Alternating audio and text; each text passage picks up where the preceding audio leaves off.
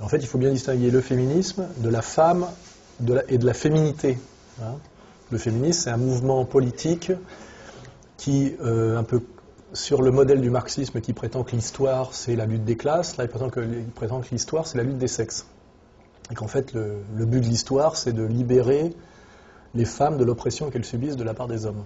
Donc c'est une vision du monde que j'appelle moi un communautarisme victimaire, c'est-à-dire effectivement il y a un côté monodéterministe, c'est-à-dire les femmes sont aliénées par les hommes et il faut qu'elles se libèrent de l'oppression masculine. C'est la première définition sérieuse du féminisme. On manipule les revendications féministes qui sont souvent légitimes, enfin de libération des femmes, pour en réalité les mettre au service de la société marchande et de la société du salariat, ce qui est la même chose. Parce que de toute façon, pour acheter, il faut un salaire. C'est-à-dire, en fait, on s'est servi des revendications féministes d'émancipation pour mettre les femmes au travail salarié, pour en faire des travailleuses salariées et des consommatrices. Hein, c'était en deux temps.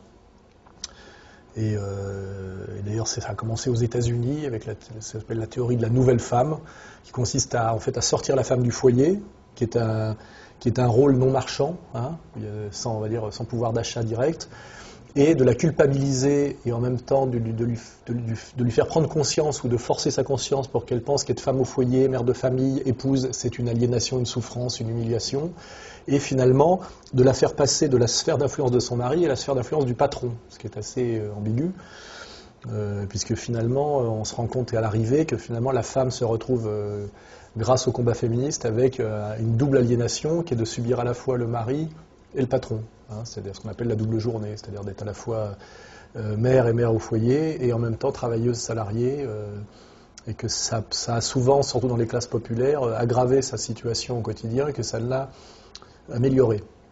Voilà, ce qui amène d'ailleurs à un autre constat, c'est-à-dire que finalement le féminisme ne transcende pas les rapports de classe, parce qu'en réalité l'intérêt de l'émancipation féministe a souvent été l'intérêt des bourgeoises, des femmes de la bourgeoisie, et elles l'ont rarement identifié comme telle. En réalité, les trois quarts des combattantes féministes sont des bourgeoises, qui en fait effectivement essayent de s'émanciper de leur rôle de femme au foyer ou de femme entretenue ou de mère de famille, pour aller vers la société civile qui est pour elle un plus, parce que ça consiste à avoir des métiers intéressants. On le voit, elle peut être avocate, chercheuse, libraire, etc. Alors que chez les femmes des classes populaires, c'est non seulement s'occuper de la maison, des enfants et du ménage, mais en plus se retrouver ouvrière à la chaîne. Et ce qui est assez intéressant, c'est que du côté des classes populaires, en fait, l'émancipation des femmes passe plutôt par échapper à l'impératif de production et au salariat, pour pouvoir à la limite devenir femme entretenue, femme au foyer, ce qui est un luxe et une aspiration pour les femmes des couches populaires, ça a échappé à l'impératif de production du travail, alors que dans la bourgeoisie, c'est échapper à l'ennui de la maîtresse de maison de la bourgeoisie pour accéder à une vie sociale plus intéressante dans des métiers intéressants. Ce qui veut dire qu'il y a une opposition en termes de classe entre ce à quoi aspire la bourgeoise en termes d'émancipation et ce à quoi aspire la femme des couches populaires. Et le féminisme a rarement identifié cette contradiction. Et il est assez facile de voir que la plupart des leaders féministes sont en général des femmes de la bourgeoisie. C'est-à-dire ça correspond à la sensibilité de la bourgeoise de gauche. Donc ça, c'est le travail que j'ai fait, qui à mon avis n'est pas contestable et pas critiquable, mais qui a été beaucoup critiqué d'ailleurs en termes de procès d'intention, machisme, mépris des femmes, etc. C'est possible pour une femme de travailler dans la société du salariat si quelqu'un s'occupe de ses enfants en bas âge, par exemple, ce qui veut dire que souvent, ce qu'on oublie, c'est que derrière la femme émancipée féministe, il y a une autre femme qui a une double aliénation, elle, qui est la femme de ménage, par exemple, ou la babysitter, qui, elle, s'occupe et des enfants de la bourgeoise émancipée et de ses propres enfants. Donc c'est qu'en fait, l'émancipation des femmes se fait souvent de façon non dite sur le dos d'autres femmes qui, elles, subissent une double aliénation. Parce que le problème d'à la fois d'accoucher d'enfants, d'élever des petits-enfants et de travailler, c'est que ça multiplie le temps de travail et que les journées ne sont pas extensibles et qu'il n'y a pas d'ubiquité chez les femmes, pas plus que chez les hommes. Donc, à un moment donné, comment fait-on ? Qu'est-ce qu'on fait de ces enfants en bas âge quand on est obligé de travailler 8 heures par jour ? C'est la question qui est posée. Alors, il y a des femmes qui ont les moyens de payer une babysitter pour aller travailler, ce qui veut dire qu'il faut que leur salaire soit plus élevé que ce que coûte la babysitter. Mais pour les femmes des couches populaires, une femme qui s'occuperait de leurs enfants pendant qu'elle travaille leur coûterait plus cher que ce qu'elle travaille en tant que salariée. Donc, ce n'est pas un choix libre, c'est une question déjà de position de classe. Et ça réduit souvent à la fin notamment dans les classes populaires, à la double journée. Parce qu'en réalité, aujourd'hui, le droit au travail est une escroquerie, c'est l'obligation de travailler. C'est-à-dire que pratiquement plus aucun couple aujourd'hui ne peut vivre sur un seul salaire. Et dans les couches populaires, ce qui prouve d'ailleurs qu'il y a une régression sociale, il faut dans les familles d'ouvriers ou de petits cols blancs, 2 salaires pour faire vivre une famille, un foyer. Il faut 2 salaires. C'est-à-dire qu'une femme arrête de travailler aujourd'hui, c'est un luxe dans les classes populaires. En réalité, elle est obligée de travailler. Donc les féministes nous présentent comme un acquis de haute lutte le fait d'avoir le droit de travailler, et dans le travail salarié, alors qu'en réalité c'est une obligation.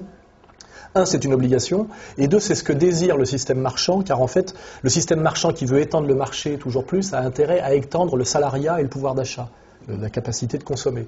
Donc en réalité, ce que les féministes présentent comme un acquis de haute lutte était la volonté profonde de la société marchande de mettre les femmes sur le marché du travail et sur le marché de la consommation. C'est pour ça d'ailleurs que les féministes, qui ont toujours été très peu nombreuses, ont toujours été très très flattées par les médias et le pouvoir, contrairement aux vraies luttes sociales, je dirais, unisexes, parce qu'en fait, elles faisaient à leur insu le jeu de la société marchande et de la société de consommation. Et c'est pour ça que je dis les féministes, en dernière instance, quand on a du recul, apparaissent finalement comme étant les idiotes utiles de la société marchande et de la société de consommation et de la société du salariat généralisé. Partout où le féminisme monte, en général, c'est partout où la lutte des classes, la conscience de la lutte des classes et le combat de classe régresse.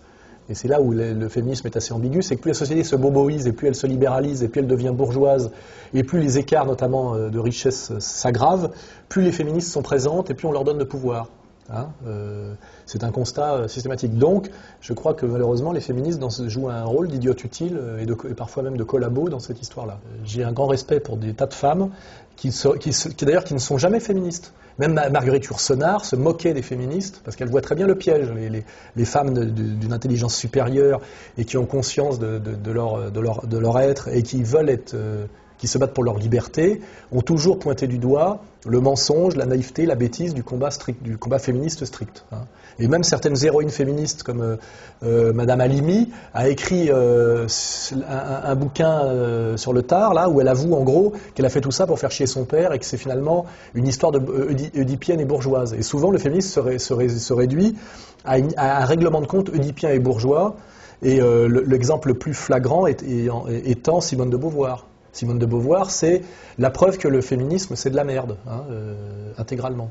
Sa relation à sa famille, sa relation à Sartre, sa relation à la gauche, sa relation aux hommes, c'est d'une naïveté qui n'a d'égal que finalement c'est mesquin, méchant et malhonnête. Et j'aimerais bien que les gens qui s'intéressent à la question aient l'honnêteté de faire une étude a posteriori de qu'est-ce que représente Simone de Beauvoir. Sur le plan d'ailleurs de la production philosophique, sur le plan de l'engagement politique, sur le plan de l'ambiguïté mondaine, c'est pas reluisant. Je préfère encore penser à Louise Michel.